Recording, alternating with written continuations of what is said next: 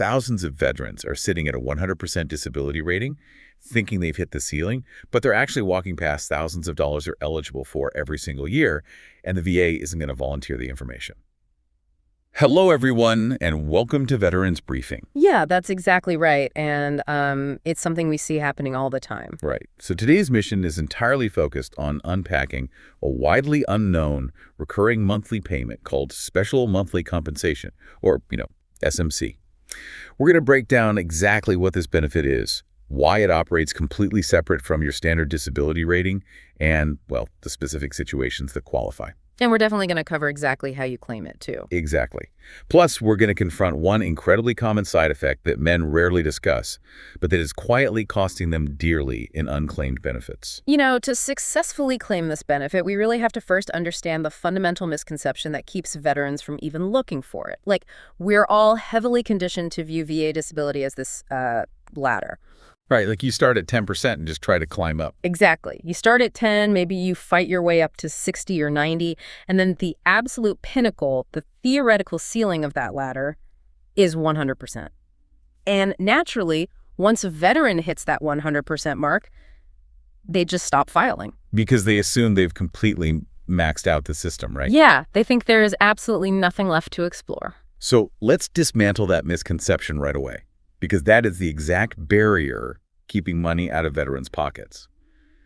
You are telling the listener that 100% is not the actual ceiling. No, not at all. If a veteran is sitting at a total 100% rating right now, they have this entirely different avenue available to them, and it goes much deeper than just being an extra avenue. Because SMC is not a standard rating increase. I mean, it doesn't just bump you a percentage point. Right. It has absolutely nothing to do with bumping a percentage point. It is an entirely separate layer of compensation, like a completely different pot of money paid on top of your regular disability pay for specific serious situations. So a veteran can actually be maxed out at a 100% rating and still qualify for SMC stacked right on top of that monthly check. Yes, exactly. They are two different pots of money.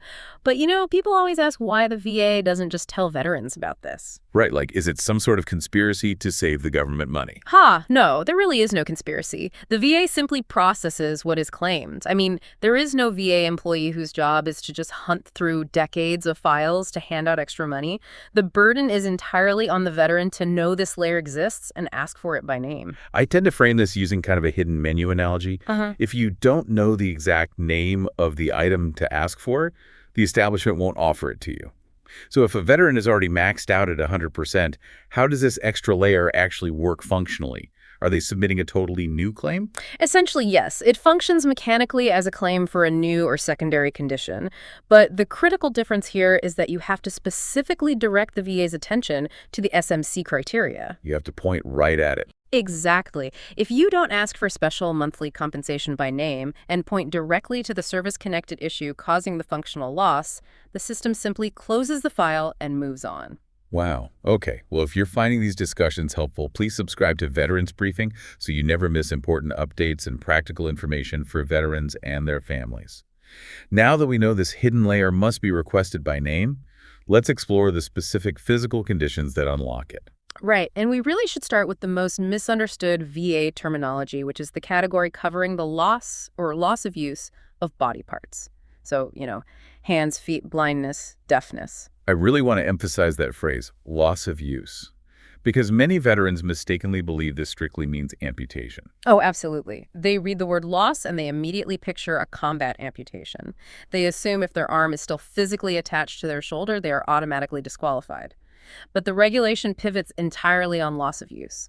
The VA is evaluating utility, not just anatomy. So, give us an example of how that works in reality. Sure. Consider a veteran who sustained severe service-connected nerve damage from a neck injury. The hand is physically still there. But due to that severe nerve damage, they cannot grip a cup, they can't turn a steering wheel, or, button a shirt. Because they have zero grip strength. Right. In the eyes of the VA, a hand that has functionally lost its use is treated exactly like a hand that is gone. Wait, so if a limb is technically perfectly intact, but a service-connected condition like severe nerve damage makes it useless, that veteran qualifies just the same as an amputee? Yes, that is exactly right. If the measurable function is so diminished that it's no better than an amputation, you qualify. They use actual diagnostic tools during the exam to measure this. That is wild. I mean, it completely changes how you look at your own body and your claims.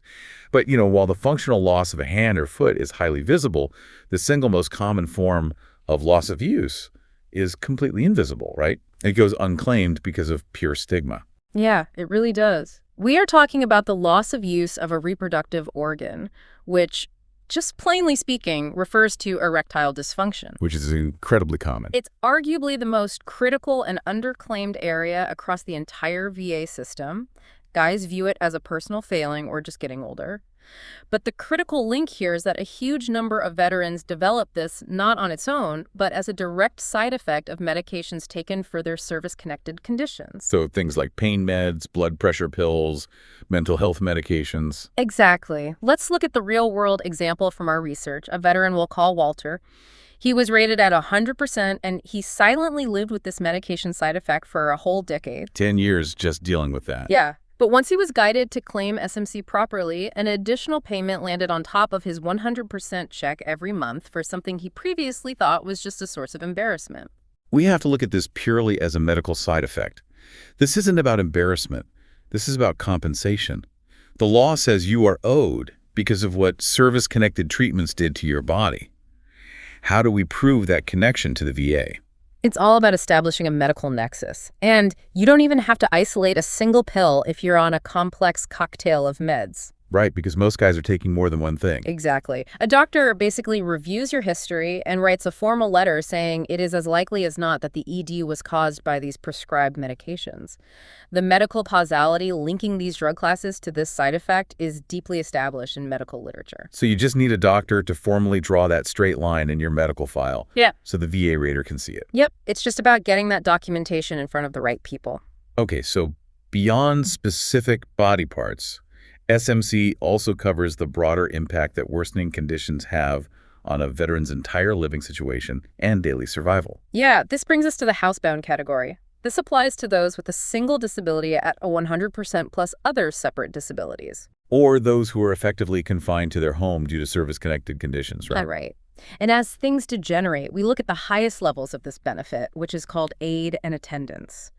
This applies when conditions require the regular help of another person for basic daily activities. So we're talking about bathing, dressing, eating, or safely moving around. Exactly. And the reality of aid and attendance is that it almost never starts with the proud veteran asking for help. It is the family, the spouse, or the grown children who quietly step in to bridge the gap. They're the ones who notice this need, long before the veteran will admit it, managing medications, preventing falls in the shower. Absolutely. They become full-time protectors. And I really want to highlight the caregiver's perspective here to remove their guilt about seeking compensation. Often family members feel like they're just doing their duty by helping out, but essentially the VA is saying that this daily help has a name and is compensable. You aren't complaining by claiming it. You are securing the resources to continue that necessary care, right? That is perfectly stated.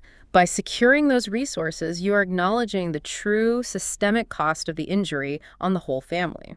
Now that we've covered this wide range of qualifying conditions, we really need to talk about what happens if a veteran has more than one, and how to actually file the claim without getting taken advantage of. Well, the most important thing to know is that SMC payments can stack.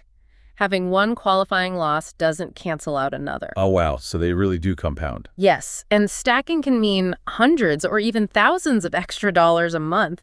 Over the course of a retirement on a fixed income, that is a massive impact. But you have to claim it the right way. Uh-huh. As we said, you must claim SMC by name and specifically connect it to your service-connected conditions. Right. And because this is so complex, I cannot stress enough the importance of using free accredited veteran service officers, or VSOs, through your county offices or major veteran organizations. Because they actually know how to navigate the paperwork. Exactly. Good VSOs will sit across from you and ask the uncomfortable questions without judgment. They know how to translate your reality into the legal phrasing the VA requires. And I'm going to issue a strong protective warning here. If anyone offers to help you get this money but asks for a percentage of your back pay in return, hair up immediately. The people who do this best do it completely for free. Absolutely. There's a whole predatory industry out there, and it is entirely unnecessary to pay for this assistance. Okay, let's recap our top 3 takeaways from today. Number 1, SMC is a separate, entirely different layer of compensation that stacks on top of your regular rating, even if you are maxed out at 100%. Right. And number two, loss of use applies to functional loss, like nerve damage, and secondary conditions like medication-induced side effects, which you should never let embarrassment stop you from claiming. Exactly. And number three, these benefits can stack, but you must ask for them by name, and you should only use free, accredited VSOs to help you do it. That's the perfect summary to keep in mind. For a practical action you can take today, look at your current service-connected conditions and your medications, and honestly ask yourself if you developed any secondary loss of use issues or care needs you've been too proud to mention. And please share your own experiences navigating SMC claims, or leave your questions in the comments section below. We really want to hear from you. We do. And please encourage others to subscribe to the channel to keep receiving valuable, no-nonsense veteran benefits information. Because staying informed is the best way to protect yourself and your family. Right. And I'll leave you with this final thought to mull over.